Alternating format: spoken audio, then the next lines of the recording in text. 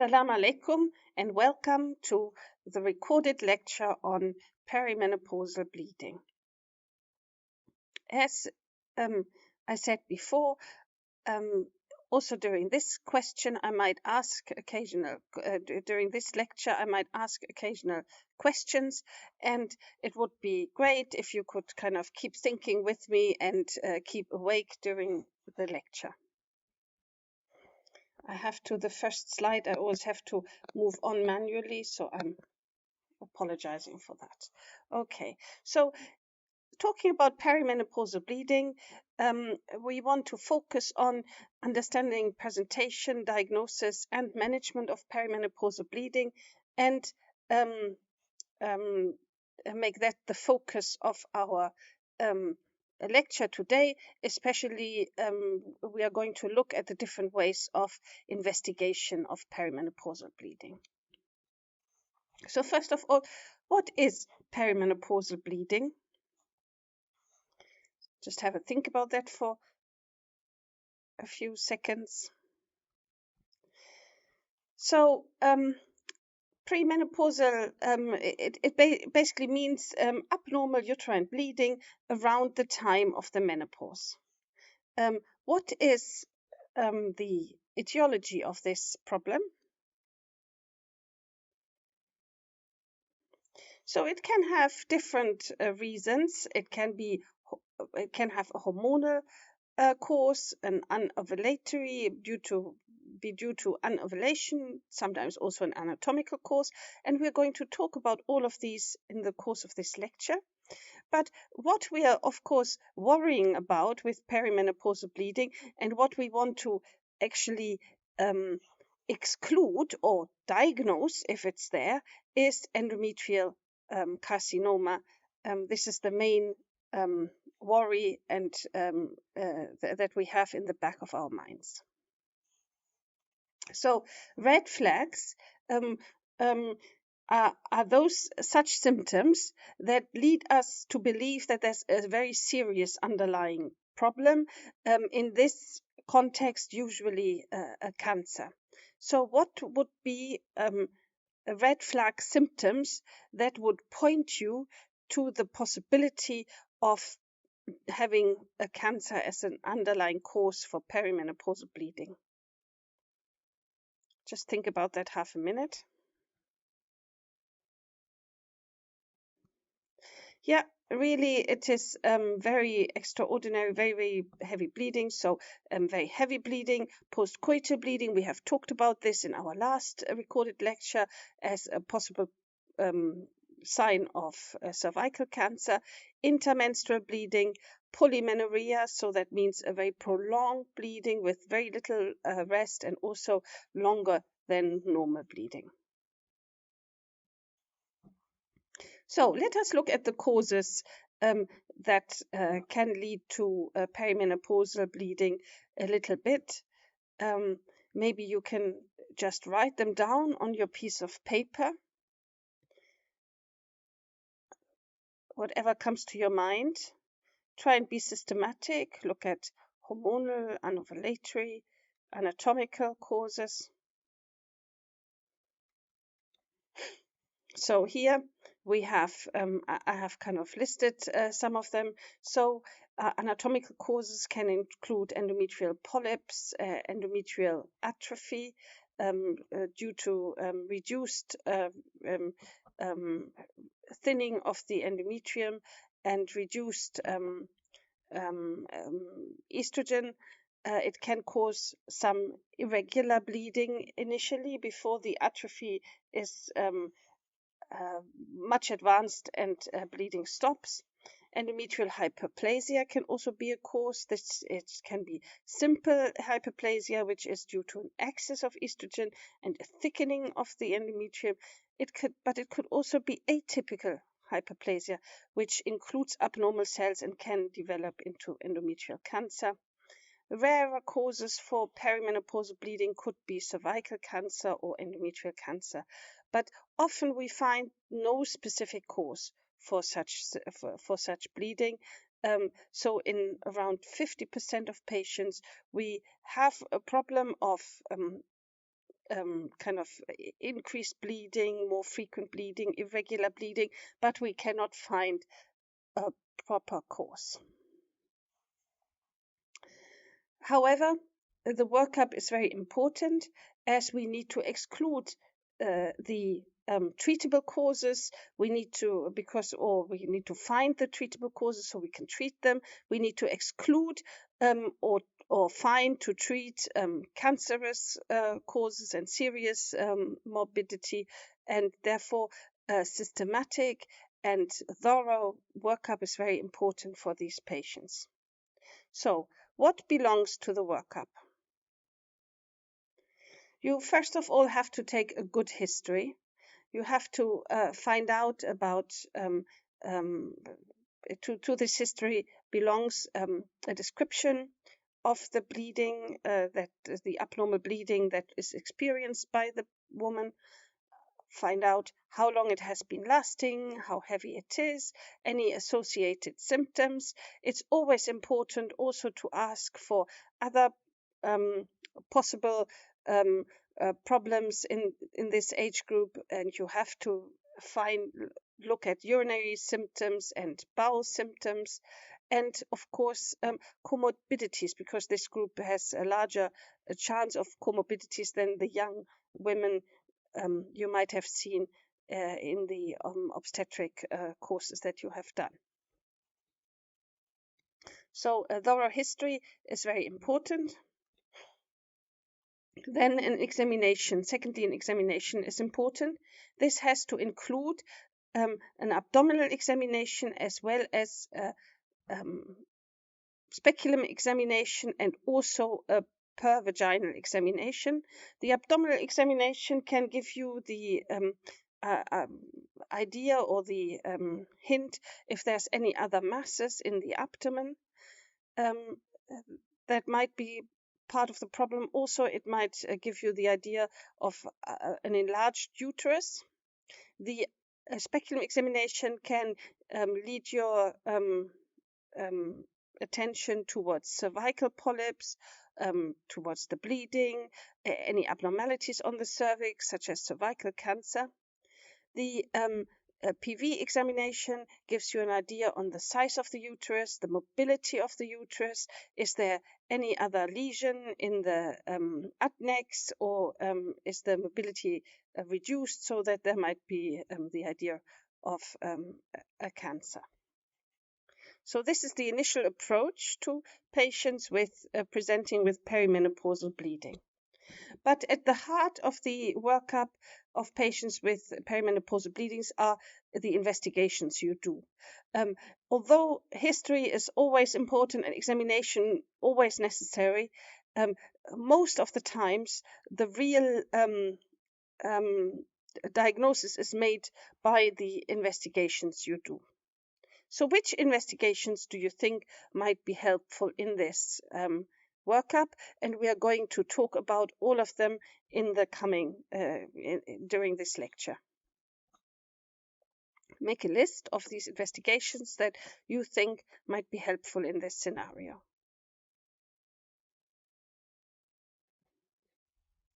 Here is my list. So transvaginal ultrasound is always very important. It gives you an idea about the size of the uterus, any adnexal masses. Then PIPEL and endometrial biopsy is an important investigation where you can diagnose hyperplasia. So it's a way of histologically making a histological diagnosis of the endometrium. Hysterosonography is a second better or more detailed way of looking at the endometrium, and we are going to see some pictures and look at that a bit more. Hysteroscopy, which is a very elegant and maybe the gold standard of investigation of perimenopausal bleeding. And dilatation and curettage has its role, but it's actually a diminishing role and is not so great and important in this context, but we are going to discuss it as well. So this is first of all looking at the transvaginal ultrasound scan. this is a picture of a normal uterus. You can see here the normal uterine shape. You can see the small endometrial stripe, and you can see the demarcated endometrial thickness. One thing I want to say here, measuring endometrial thickness in women presenting with perimenopausal bleeding is not that relevant, because they still have hormonal influences on their endometrium, especially estrogen is still being produced. This is why they still have bleeding, and therefore their endometrial thickness will go up and down and be mostly far greater than 4 or 5 millimeters. But endometrial thickness is a very important measurement in women who are postmenopausal. So those are women who have they already stopped their regular menstruation for at least 6 months. Some countries say 1 year.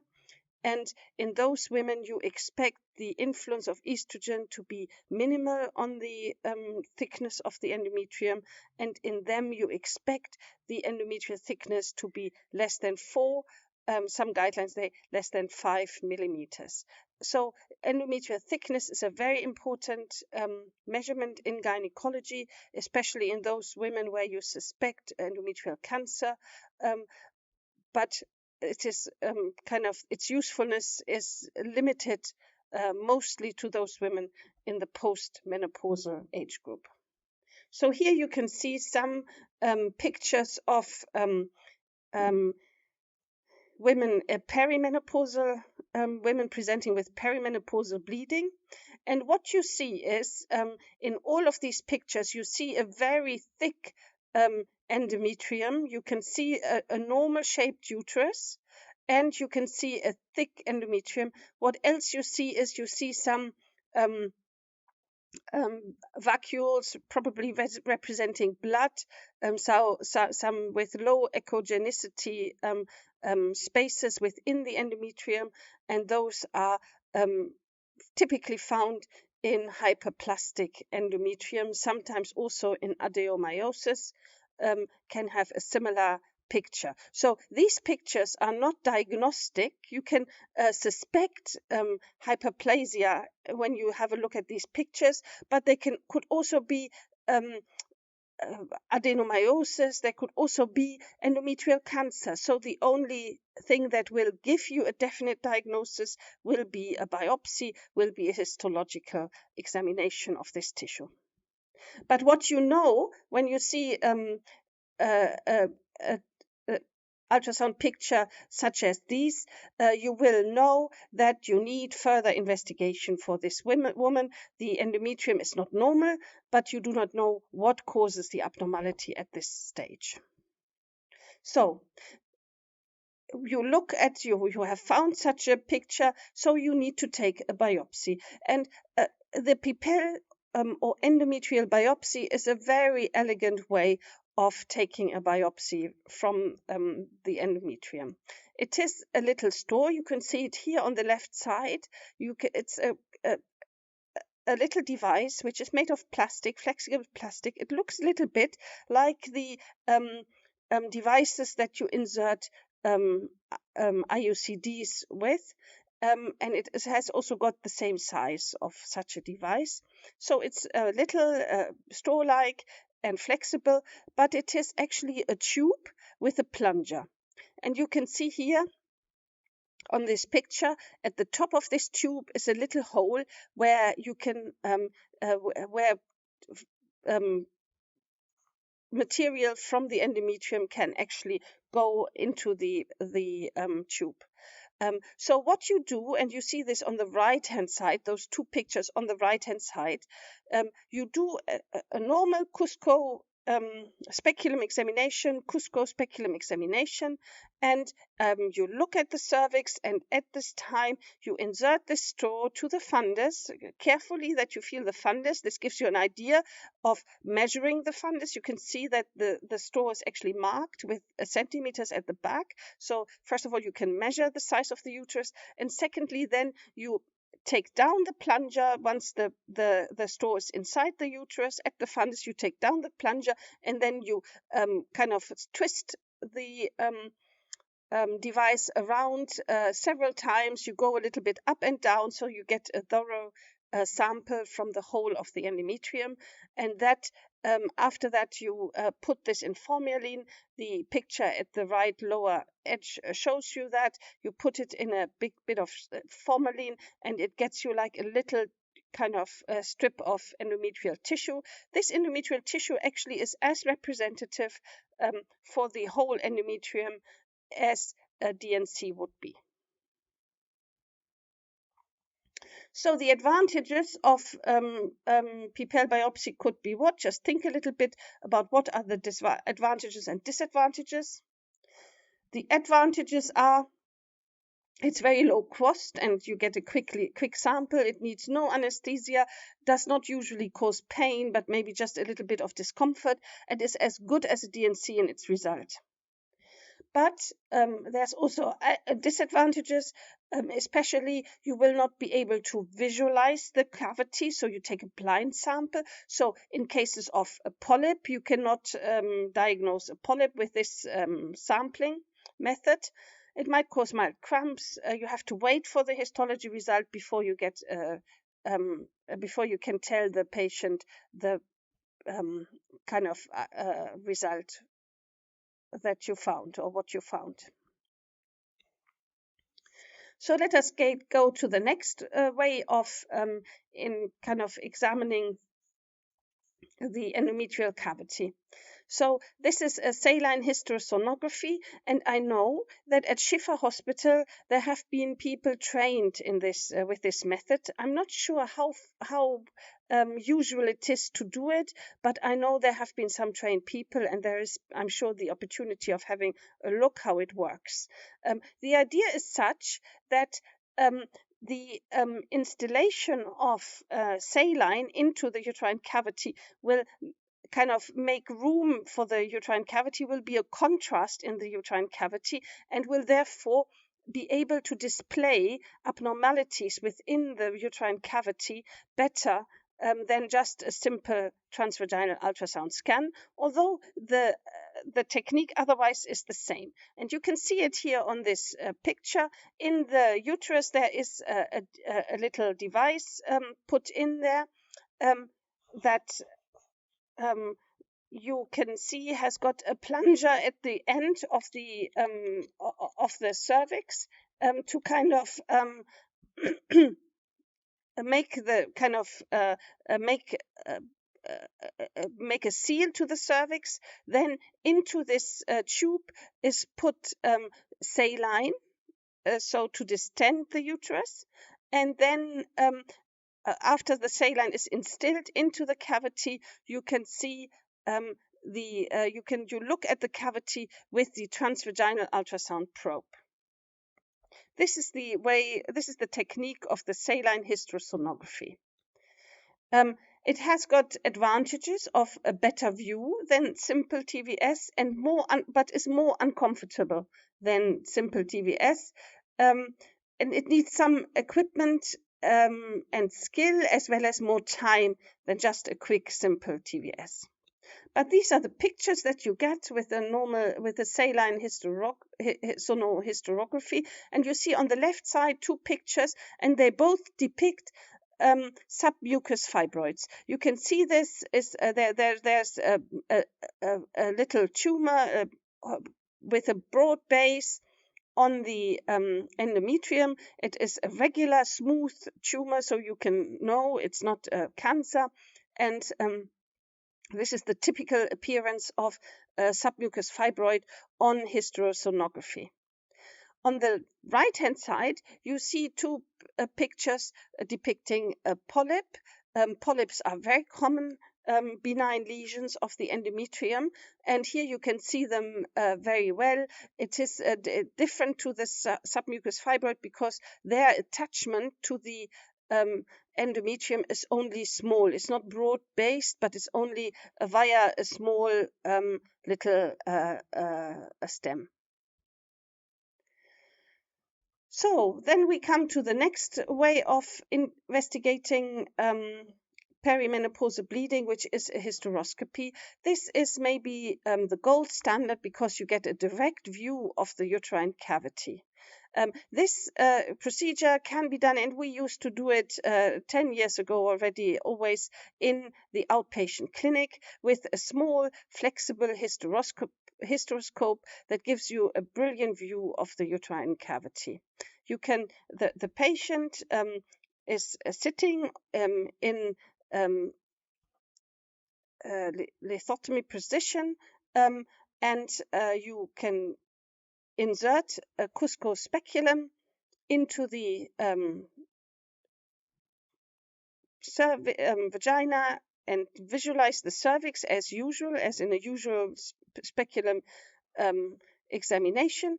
But then you take a small hysteroscope. On these pictures, it shows you the hysteroscope, but usually the hysteroscope should have a camera connected to give the best views of the cavity, rather than looking through a little scope like that. We don't do that anymore. It should have a camera connected so that you can see it on a screen. So you insert this little hysteroscope through the cervix into the uterus, and then you also, like with the saline hysterosonography, you instill normal saline into the cavity, and this distends the uterine cavity and makes the whole cavity visible. And once you've instilled this normal saline, then there's also a light, of course, and you will have a good view of the uterine cavity. Advantages of hysteroscopy are that you have an immediate result. So if you find a polyp, if you find a submucous fibroid, or if you find changes that are cancerous, that appear cancerous, you have an immediate result. Or if everything is normal, you can also say this and reassure the patient immediately. It can be done as an outpatient. It should be done mostly as an outpatient. It's a quick procedure, does not take more than 10 to 15 minutes. A sample can be taken under direct visualization, and treatment can be administered at the same time, especially if it's done in the theater. But it has also, of course, disadvantages if you compare it to just a normal transvaginal ultrasound scan or a hysterosonography. It is more invasive. It can be uncomfortable in the outpatient clinic. It is operator dependent. So what you recognize and do not recognize depends largely on the experience of the operator. There's also always the possibility for complications, and these are mainly bleeding, perforation, or infection. And of course, the patient has to be informed about such complications before such a procedure. But here are several pictures. These all of them show normal uterine cavities.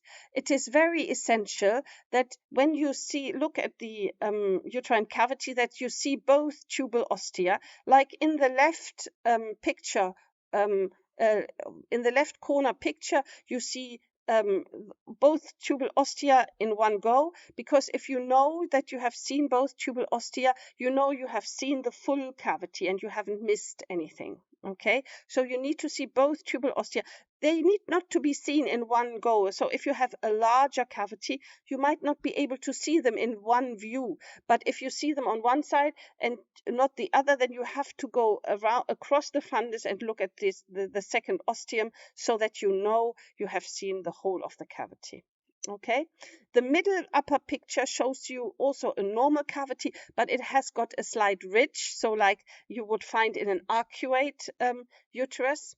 On the right side, again, you can see both tubal ostium, and down on the left right in the down line, the down pictures on the right, it shows you just one tubal ostium. So here you can only see one tubal ostium in one view, so you need to go across the fundus to look at the other tubal ostium to make sure you have seen the whole of the uterus. Here you find some hysteroscopic pictures with abnormalities, and on the left upper abnormality, this shows you a submucous fibroid. In the right, the other pictures are all pictures of polyps. Okay, on the right upper picture you can see a resectoscope. So you can resect polyps, submucous fibroids, or even the whole of the endometrium. You can resect this with such a device. It is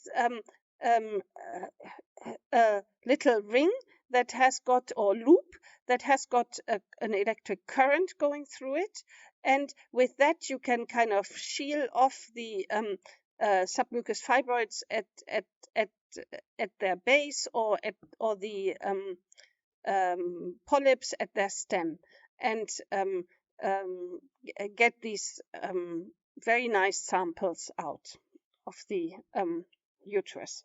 But if you do not have such a resectoscope, and also sometimes it can be quite time consuming doing that, you can also remove polyps from the uterus just with a polyp forceps blindly. You grab them and then you twist them and remove them that way. And finally, you can also remove them by dilatation and curettage, which is a much quicker procedure, but without but it's a blind procedure. This is the difference to using a hysteroscopic procedure. So here we come to the dilatation and curettage, and I hope that you have all been able to see and view a dilatation and curettage. It's the very important procedure in gynecology, and it's used many times over, and for a long time it has been used, although it is not the same, it has not the same applicability as it did in the past with the advent of other imaging, such as hysterosonography or TVS, or even a hysteroscopy. Dilatation and curettage is less commonly practiced and is actually not so needed anymore. So here you see the picture of the hysteroscopy. You can usually you take not a Cusco speculum for a dilatation and curettage, but you use a weighted vaginal speculum, as illustrated on the left side in this on this slide, and you put that in. This gives you room to see the cervix in the vagina. Then you put a tenaculum speculum on the anterior rim of the cervix, which helps you to kind of stabilize the cervical neck and straighten the cervical neck, so that you can insert the speculum across the cervical neck. We'll have some more pictures, because you need to, before you can insert the curette into the uterus, you have to dilate the cervix slightly, as the curette has got a larger diameter and is a less flexible instrument than a hysteroscope or a pipelle biopsy. So the advantages are that you can make diagnosis and treatment without pain, because it requires a general anesthetic. You have a quick procedure, and it's a day case. It does not usually take long. Of course, disadvantages are you need an anesthetic, you need equipment, and I have made you given here some examples of equipment that you need. You need the time to wait for the histology result, as you do when you do a pipelle biopsy. You need some skill, so this has to be learned, because you can cause complications with this procedure, and complications are bleeding, infection, and perforation, and the costs are greater than for all of the other investigation methods. Okay, so here on this picture, I just want to go through this equipment, these pictures of the equipment. I want you to take a note of those. You can see on the right picture there is a cusco speculum seen, but there's also the weighted vaginal speculum that I mentioned. So usually it is used in these procedures where you put the weighted vaginal speculum at the bottom of the vagina, and by the weight the vaginal wall is pulled down a little bit and makes room for you to see and visualize the cervix. Then you can put the tenaculum speculum, the tenaculum forceps onto the anterior lip of the cervix, as is illustrated in the left picture here. Okay, and then you can dilate the cervix carefully, and you have to dilate the cervix with the Higa dilators. You start with a small one that goes easily into the cervix, and then with every one you take a small, slightly larger dilator. This is a procedure. Dilating the cervix is a procedure which has a very high risk of perforating the uterus, as people might face a little bit of resistance when dilating the cervix, and then they push against the resistance, and if they are not careful to protect them, to push when they push against this resistance, they might easily push it suddenly. When the resistance goes away, their force might be too large, too big, so that they perforate the uterus with the dilator. So it is very important to hold the dilator with a protective finger when you push it in. So if you ever feel resistance that you have to push against, when the resistance goes, the finger will stop you from perforating the uterus. And finally, in the bottom of this picture, you see the curettes. And you have different curettes. You find blunt curettes and sharp curettes. Usually, for this sort of dilatation curettage, you use sharp curettes, because you need to get this the endometrial sampling from the endometrial sampling from the uterus. To just show you what I mean when I talked about holding the dilators, I mean you hold it like this, so that you can that when you kind of insert the dilator, this finger will stop you from going through the fundus, so you go past the resistance, but this finger will stop you from going through the fundus. So this is how dilation of the cervix should be done. So let us now we've looked at the workup. You have a choice of different possibilities of investigating perimenopausal bleeding, and which investigative modality you choose largely depends on what is available in your facility, I guess. But the treatment principles are that it depends on the cause. So when you've made a diagnosis of the cause of the perimenopausal bleeding, this informs the management you offer to the patient. You have to engage the patient into her preferences, because for a number of causes are different management options available, and it has to of course rely heavily on the diagnostics. But the treatment goals are to regulate menstrual cycles, minimize blood loss, and improve quality of life for patients. So polyps should be removed, and this is important. So cervical polyps can be removed in the just with the polyp forceps. You can clip the cervical polyp, twist it, and it comes off easily. It does not require anything more than that.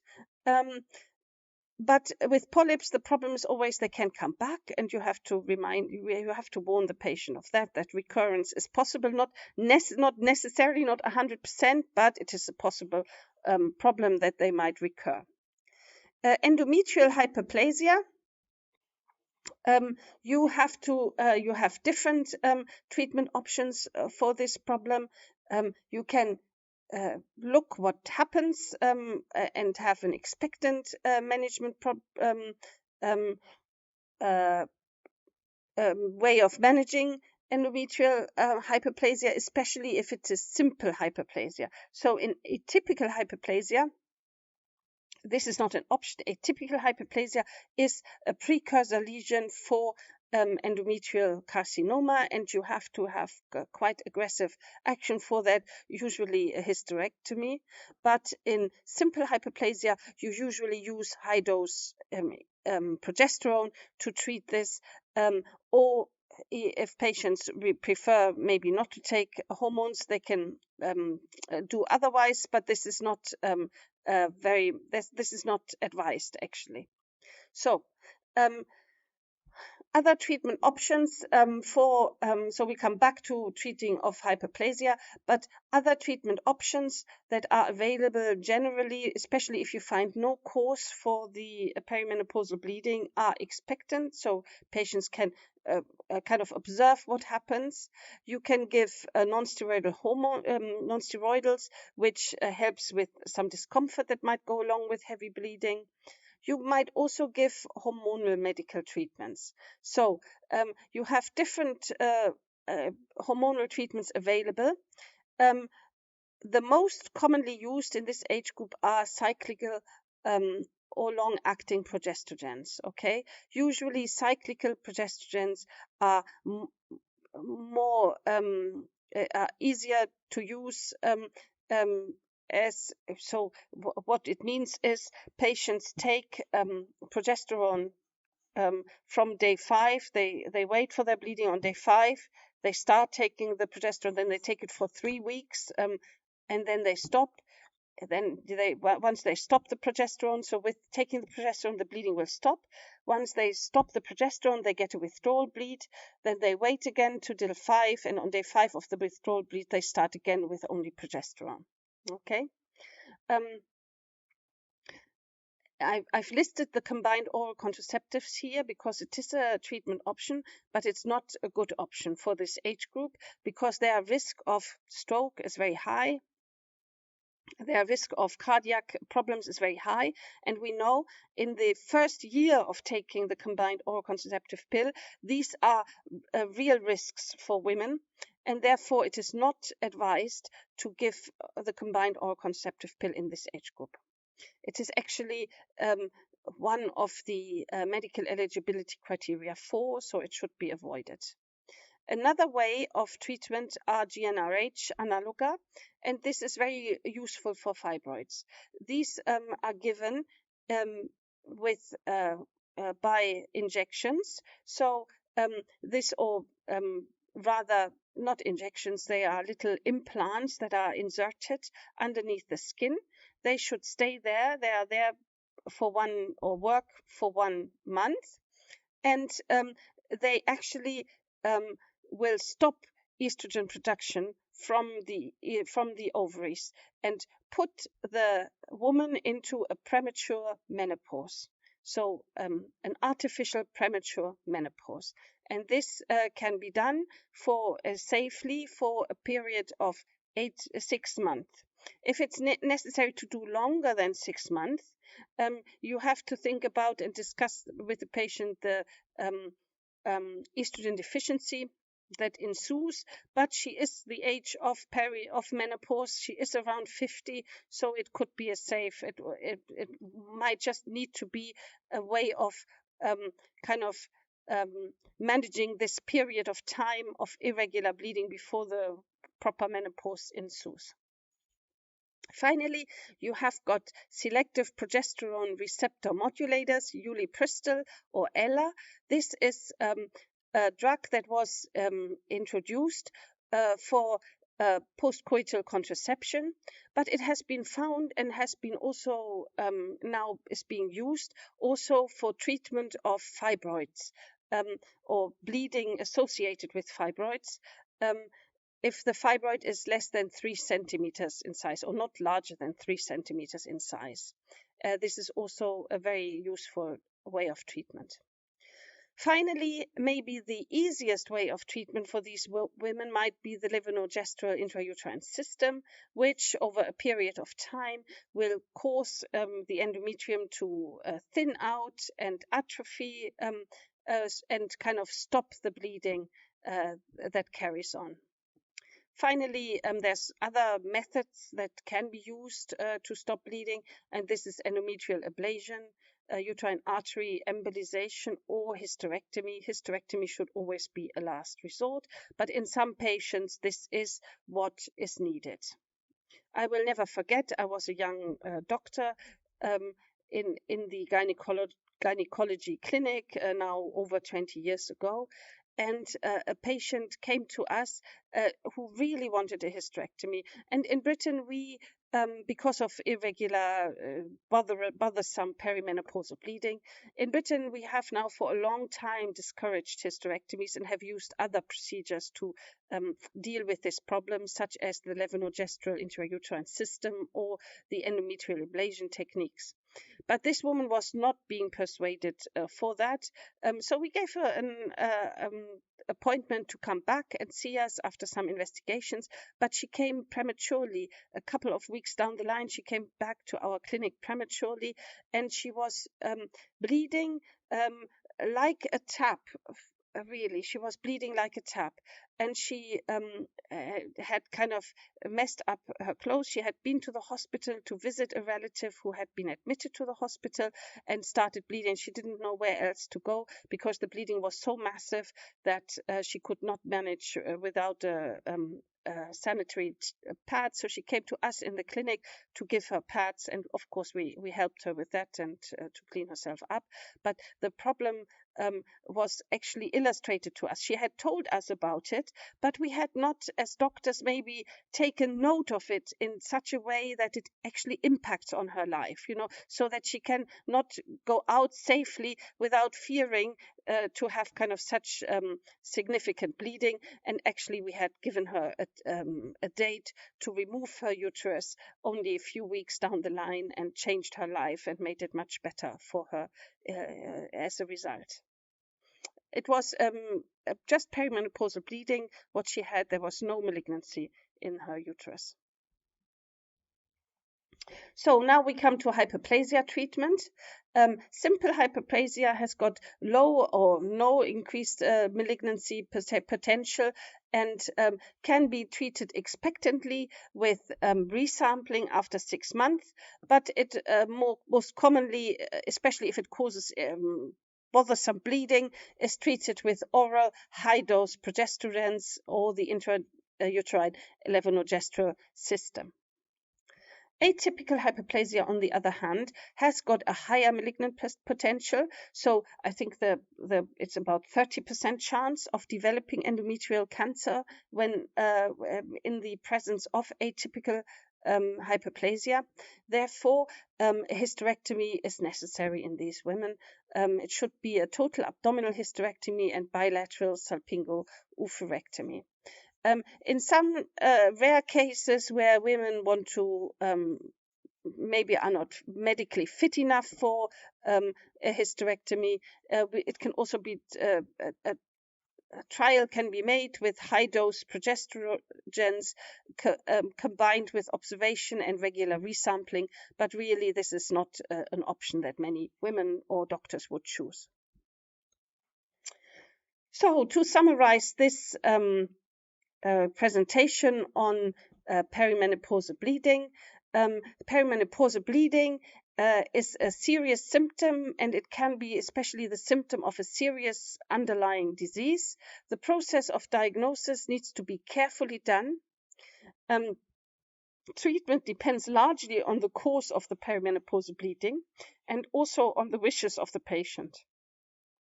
So the treatment choice needs to look at the patient wishes and what is available in your facility and also the costs. Finally, just a quick reminder of the treatment goals of perimenopausal bleeding. It is a regulation of menstrual cycle, minimization of blood loss, and improvement of quality of life of the patient. Thank you very much for listening to this presentation.